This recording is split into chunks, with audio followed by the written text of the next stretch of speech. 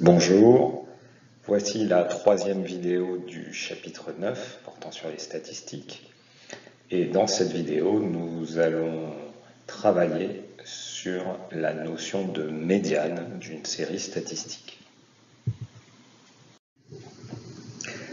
Nous allons commencer par la définition de la médiane d'une série statistique.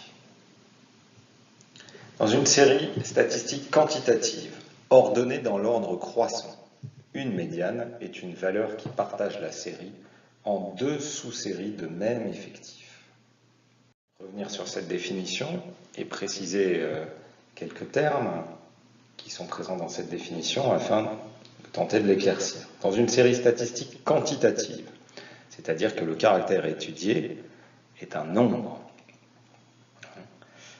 et les valeurs prises par ce caractère sont ordonnées dans l'ordre croissant. Ça, c'est important. Une médiane est une valeur. Alors, quand on parle de une médiane et une valeur, vous comprenez tout de suite que cette valeur n'est pas nécessairement unique, qui partage la série. C'est donc une valeur qui partage la série en deux sous-séries de même effectif. Qu'est-ce que ça signifie? Ça signifie donc qu'il y a autant de valeurs inférieures ou égales à la médiane que de valeurs supérieures ou égales à cette médiane. On verra ça dans les exemples un peu plus tard, mais avant de passer aux exemples, nous allons passer à une propriété. On considère une série statistique d'effectif total grand N. Alors, si grand N est impair, une médiane est une valeur de la série. Et on peut même préciser que c'est la valeur centrale de cette série, c'est-à-dire la valeur prise par l'individu n plus 1 sur 2. n plus 1 sur 2e individu. D'accord? Et si n est pair, une médiane est la moyenne des valeurs prises par le n sur 2e et le n sur 2 plus 1e individu. D'accord? Alors, ça aussi, on pourra l'illustrer lors des exemples. Voyons ces exemples. Exemple 1. Ali a eu les notes suivantes. 11, 13, 17, 7, 18, 16 et 18. Donc ici, c'est comme si on avait pris les notes d'Ali au fur et à mesure du trimestre et qu'on les avait écrites les unes après les autres.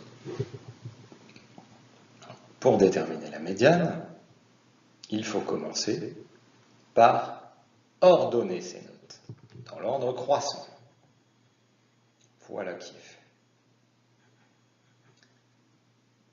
Ensuite, on constate que il y a 1, 2, 3, 4, 5, 6, 7 notes. L'effectif total ici est 7.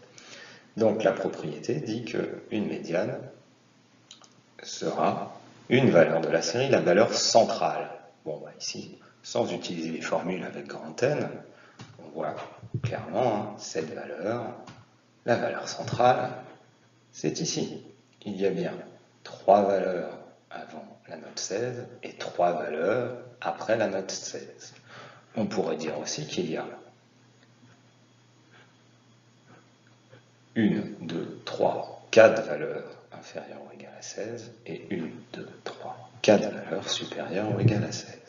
Donc ici, une note médiane est 16. Bon, si on avait voulu utiliser la formule avec grand N, ici, l'effectif total, on l'a dit, c'est 7, donc grand N est égal à 7, et la propriété vous dit 7 est impair, donc la médiane, c'est la valeur prise par le 7 plus 1 sur 2, ça fait 4, par le quatrième individu. C'est donc la quatrième note ici, c'est comme si c'était la quatrième note. Voilà, 16.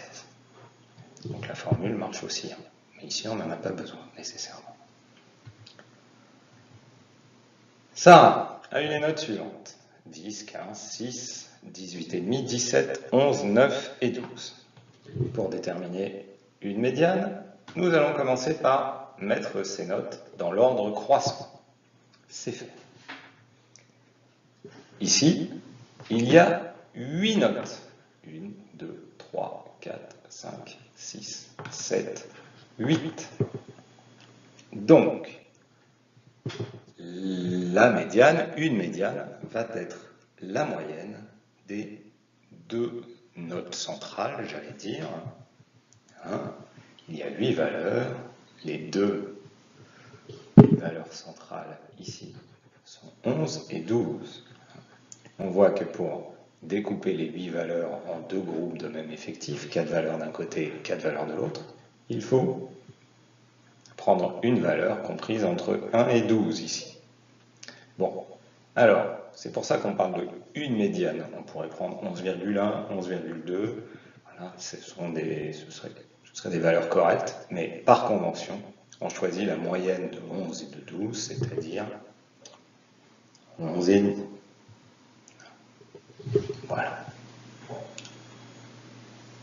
Là aussi, si vous appliquez la propriété avec grand N, ici elle fonctionne bien, même si on n'en a pas nécessairement besoin, j'allais dire presque la médiane se voit. Grand N ici est égal à 8, l'effectif des notes c'est 8, il y a 8 notes, et la propriété vous dit qu'on va faire la moyenne de la note n sur 2, c'est-à-dire la quatrième note, 8 sur 2 ça fait 4, et la note n sur 2 plus 1, c'est-à-dire la cinquième note, c'est bien celle-là, quatrième et cinquième. Voyons maintenant un exemple quand on n'a pas une liste de valeurs, mais un tableau de valeurs, un tableau d'effectifs. Si on reprend l'exemple des notes au dernier contrôle de mathématiques des 25 élèves d'une classe utilisés au début de ce chapitre. Souvenez-vous, on avait ce tableau suivant, et on cherche une note médiane.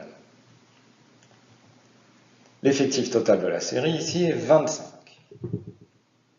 25 est impair. Donc, on sait que la médiane va être une valeur de la série, et c'est la note obtenue par le 13e élève. Comment j'ai trouvé le 13e élève? Eh bien, cette fois, j'ai utilisé la propriété. La propriété vous dit que, ici, grand N, l'effectif total, c'est 25, donc ça va être 25 plus 1 sur 2, 13, la 13e note, ou la note obtenue par le 13e élève. Et donc maintenant, dans le tableau, je cherche la note obtenue par le 13e élève.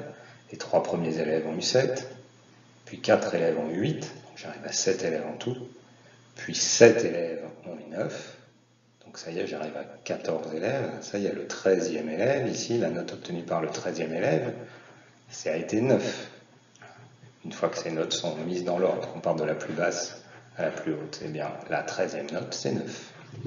Donc ici, une note médiane à ce contrôle de mathématiques est 9. Alors, comme ici l'effectif total n'est pas très grand, 25, vous pouvez aussi vous permettre, si vous ne voulez pas utiliser cette méthode, mais si vous voulez repasser par une liste de valeurs, ici vous pouvez vous permettre de réécrire la liste des 25 notes, mise dans l'ordre croissant, bien sûr. Donc là voilà, ce qu'on disait tout à l'heure, 3 notes 7, et puis 4 notes 8, et puis 7 notes 9.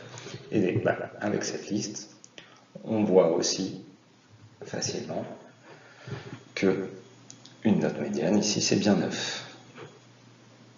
Cette note 9 décompose la série en deux sous-séries de même effectif. Voilà.